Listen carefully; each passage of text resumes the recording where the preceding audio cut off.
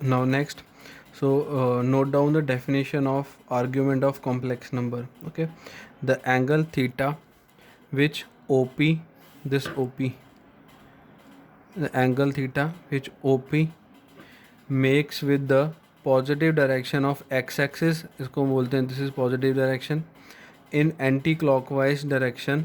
ठीक है, अब एंटी क्लॉकवाइज डायरेक्शन कैसे, एंगल मेजर होता है इस डायरेक्शन में हमेशा. ठीक है, मीन्स अगर ये एक्स एक्सिस है, ये ओ पी है, तो ये एंटी क्लॉकवाइज डायरेक्शन में एंगल मेजर होता है, तब ये पॉजिटिव लिया जाता है. अगर हम इसको क्लॉकवाइज डायरेक्शन में मेजर करेंगे तो ये नेगेटिव माना जाता है. ठीक है, तो इसलिए एंटी क्लॉकवाइज डायरेक्शन ऑलवेज ये लेते हैं, ये नहीं लेते हम. ठीक है, so in anti clockwise direction is called amplitude और आर्ग्यूमेंट ऑफ जेड. आर्ग्यूमेंट को कई बार एम्पलीट्यूड भी बोला जाता है, इसका दूसरा नाम है.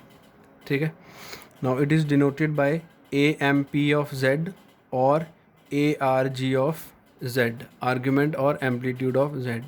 ठीक है, so formula is argument of Z is equal to theta and this is equal to tan inverse B over A, या फिर अगर एक्स वाई की फॉर्म में गिवन है तो वाई अपॉन एक्स. ठीक है, सो नेक्स्ट मैं आपको कुछ ट्रिग्नोमेट्री के रूल्स बता देता हूँ जो आपके इसमें यूज़ होंगे. ये हम डिटेल में पढ़ेंगे जब ट्रिग्नोमेट्री का चैप्टर आएगा. ठीक है, तो हमने अभी ट्रिग्नोमेट्री का चैप्टर किया नहीं है, इसलिए मैं आपको ये पहले कुछ टर्म्स बताने जा रहा हूँ जो हमारे इस चैप्टर में यूज़ होंगी. ठीक है, सो मेरे पास एक नंबर आएगा पाई. तो पाई को अगर डिग्री की फॉर्म में लिखना है तो कैसे लिखेंगे, pi is equal to 180 degree. ठीक है, 1 pi is equal to 180 degree. ठीक है, तो अगर पाई 180 डिग्री के बराबर है तो पाई बाय 2 किसके बराबर होगा, मतलब 180 डिग्री का हाफ हो जाएगा, दैट इज़ 90 डिग्री. ठीक है, पाई अगर 180 है तो पाई बाय 2 कितना हो जाएगा, 90 डिग्री. ठीक है, सिमिलरली पाई बाय 3 कितना होगा, पाई इज़ 180, तो पाई बाय 3 कितना रहेगा, 180 बाय 3 दैट इज़ 60 डिग्री. ठीक है, पाई बाय 6 मीन्स 180 बाय 6, तो ये कितना आएगा, 30 degree. Now next pi by 4, pi by 4 180 degree by 4 that is 45 degree. तो ये जनरल नंबर्स हैं या आपके पास एंगल्स हैं जो आपके पास क्वेश्चंस में मिलेंगे आपको. ठीक है, now 2 pi by 3, 2 pi by 3 कैसे सॉल्व करेंगे, पहले आप सॉल्व करो pi by 3.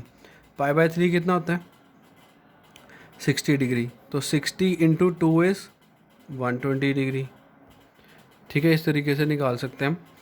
Next 3 pi by 4, तो पहले पाई बाय 4 निकालेंगे. पाई बाय 4 आपको पता है कितना होता है, 45 डिग्री. तो 3 पाई बाय 4 कितना हो गया, 45 इंटू 3 135 डिग्री. ठीक है, तो इस तरीके से एक और 3 पाई बाय 2, 3 पाई बाय 2 कैसे निकालेंगे, देखो पाई बाय 2 कितना होता है, 90 डिग्री.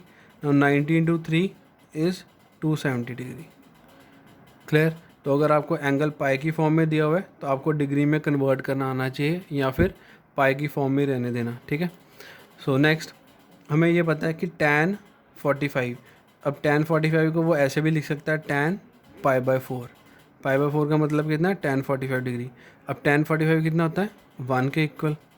ठीक है, तो अगर मैं tan को उस साइड पे ले जाता हूँ तो ये क्या बन जाएगा, 45 degree is equal to tan को दूसरी साइड पे लेके जाएंगे तो ये tan इनवर्स फंक्शन बन जाता है.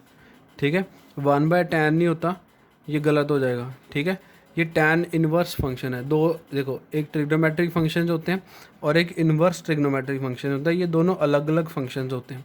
ठीक है, तो हम +1 और +2 में हमें डिटेल में ही इनको पढ़ना है, ट्रिग्नोमेट्री को और इनवर्स ट्रिग्नोमेट्रिक फंक्शंस को.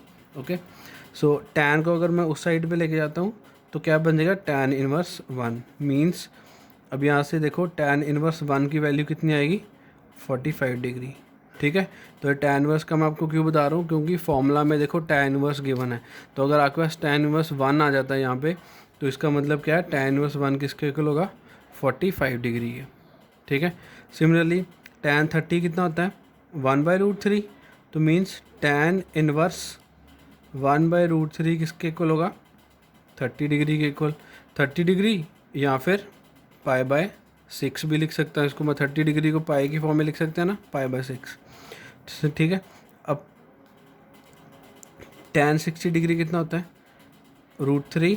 देयरफॉर tan इनवर्स √3 किसके इक्वल होगा? 60 डिग्री के इक्वल, और π/3 के इक्वल भी लिख सकते हैं इसको। ठीक है, क्लियर?